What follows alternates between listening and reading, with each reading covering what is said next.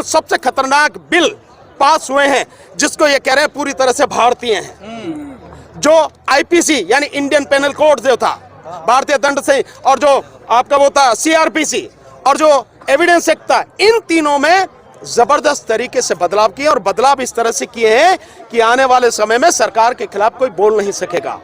जो राजद्रोह जिसे कहा जाता था, जिस पर सुप्रीम कोर्ट ने रोक लगा दी थी, उस राजद्रोह को देशद्रोह में बदल दिया। इसको तय कौन करेगा कि क्या राजद्रोह है, क्या देशद्रोह है? ये तय करेगी सरकार, और सरकार किस तरह से तय करी आप जानते हो।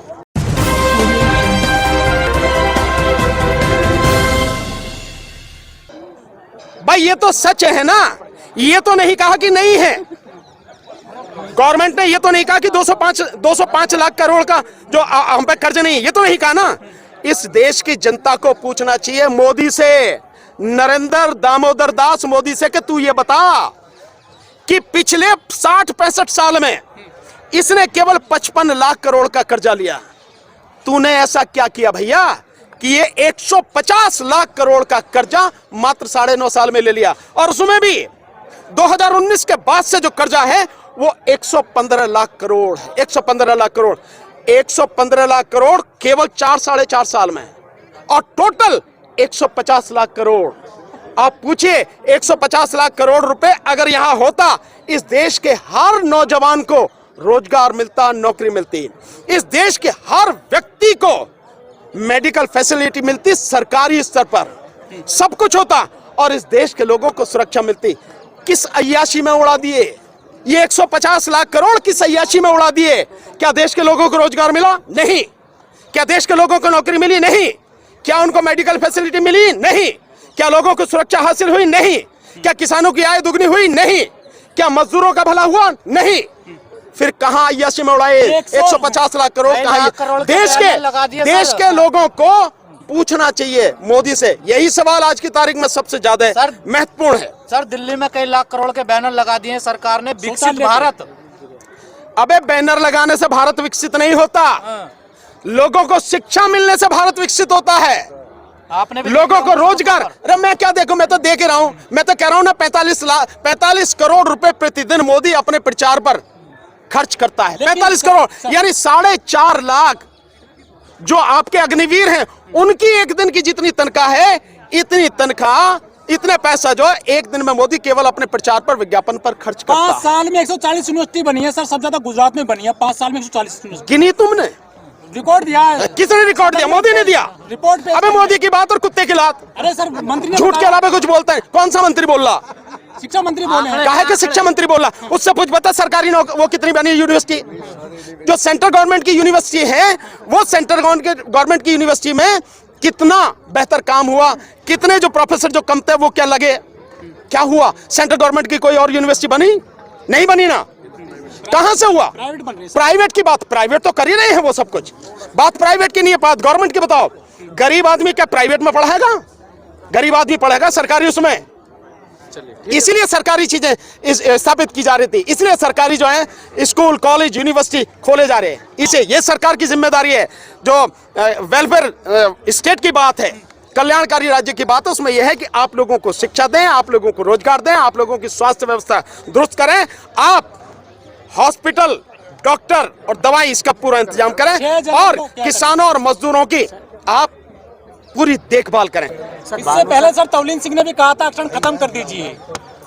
यार ये जितने भी करने वाले, कहने वाले हैं, ये विशेष विचारधारा के लोग हैं और विशेष पार्टी और संगठन द्वारा आगे बढ़ाए गए लोग हैं, ताकि आप उकसावे में आ जाओ।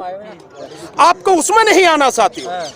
आपको अपने अधिकारों को समझते हुए अपने अधिकार कैसे आप छीन सकें, कैसे आप सत्ता को उनसे छीन सकें, कैसे सत्ता में आप बैठ सकें, उस पर ज्यादा काम करो, उस पर ज्यादा ध्यान दो। भानु सर, इन सारे लोगों के उसमें अटके रहने से कोई फायदा नहीं, इस चर्चा करने का भी कोई फायदा नहीं। भानु सर, एक बात पूछना चाहूंगा, 141 संसद को सस्पेंड कर दिया गया है, इस पे क्या कहना चाहेंगे आप? बहुत सीधा सा है, वो एक रणनीति के तहत मोदी सरकार ने जो पीठासीन अधिकारी हैं उनके माध्यम से उनको सस्पेंड कराया, निलंबित कराया। क्यों? क्योंकि जो 3 सबसे खतरनाक बिल पास हुए हैं जिसको ये कह रहे हैं पूरी तरह से भारतीय हैं, जो आईपीसी यानी इंडियन पेनल कोड जो था, भारतीय दंड संहिता, और जो आपका वो था सीआरपीसी, और जो एविडेंस एक्ट था, इन तीनों में जबरदस्त तरीके से बदलाव किए, और बदलाव इस तरह से किए हैं कि आने वाले समय में सरकार के खिलाफ कोई बोल नहीं सकेगा।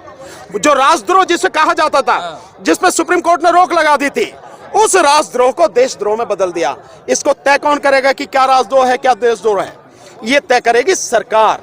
और सरकार किस तरह से तय कर रही है आप जानते हो। सरकार तय कर रही है कि जो लोग लोगों का अपमान कर रहे हैं, संसद का अपमान कर रहे हैं, उनको पूरी तरह से संरक्षण दिया जा रहा है। सर आखिर और बाकी जो लोग हैं, जो विपक्ष के लोग हैं, उनको रास्ता बताया जा रहा। तो ये जो तीनों बिल जो पास करवाए गए हैं, ये तीनों के तीनों बिल जब संसद में विपक्ष है ही नहीं, और विपक्ष को इसीलिए निकाला गया कि अगर चर्चा होगी तो सरकार नंगी होगी, सरकार की पोल खुलेगी, इसीलिए पहले विपक्ष को हटाओ। इसीलिए जो टीएमसी की जो सांसद हैं, उनको इसी तरह से निलंबित किया गया। ये सब कुछ, अरे 6 मिनट तो ज्यादा हैं, वो तो 1 ही मिनट में पास हो जाने थे, 6 मिनट तो बहुत ज्यादा हैं। सो आप आईपीसी में अमेंडमेंट कर रहे हैं, आप सीआरपीसी में अमेंडमेंट कर रहे हैं, आप एविडेंस एक्ट में अमेंडमेंट कर रहे हैं, और 6 मिनट में ये सारी चीजें पास हो रही हैं। लेकिन मोदी जी कहते हैं कि मदर ऑफ डेमोक्रेसी लेकर आए हम देश में। अरे मदर ऑफ डेमोक्रेसी का चीरहरण जितना मोदी ने किया है, जितना मदर ऑफ डेमोक्रेसी को उसने अपमानित किया है, कमजोर किया है, घायल किया है, इतना इस देश में किसी की हिम्मत नहीं हुई। विपक्षी सांसदों ने धनखड़ का अपमान किया है, जाटों का अपमान किया है। जाटों का अपमान, जाटों का अपमान तब नहीं था कि जब यहाँ महिला इस पे जंतर मंतर पे जहां पर हम खड़े हैं, जहां महिला जो वो पहलवान थी, उन सब के आंदोलन को जब पूरा देश उनके साथ में खड़ा हो गया था, तब उस आंदोलन को पूरी तरह से तबाह कर दिया। जाटों का अपमान तब नहीं हुआ था।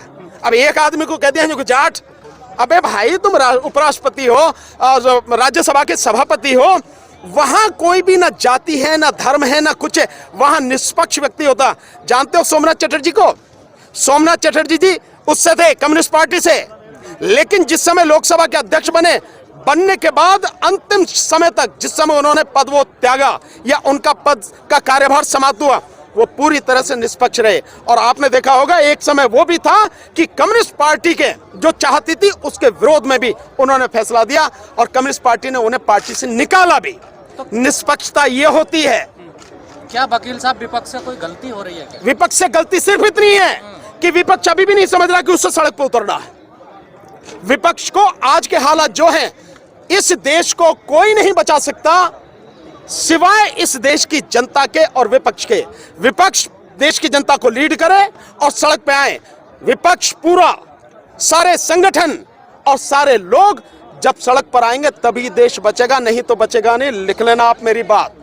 अब वो स्थिति आ गई है, अब कोई कानून, कोई संस्था, कोई विभाग कुछ करने वाला नहीं है, जनता की मदद करने वाला नहीं है। जितने भी विभाग हैं उनमें तमाम गुलाम बैठे हैं, मोदी के गुलाम बैठे हैं। मैं यही शब्द इस्तेमाल कर रहा हूं, सरकार के भी नहीं, मोदी के गुलाम बैठे हैं, आरएसएस के लोग बैठे हैं, और वो किसी भी सूरत में जनता के लिए कुछ नहीं देंगे, उसका कोई काम नहीं करेंगे।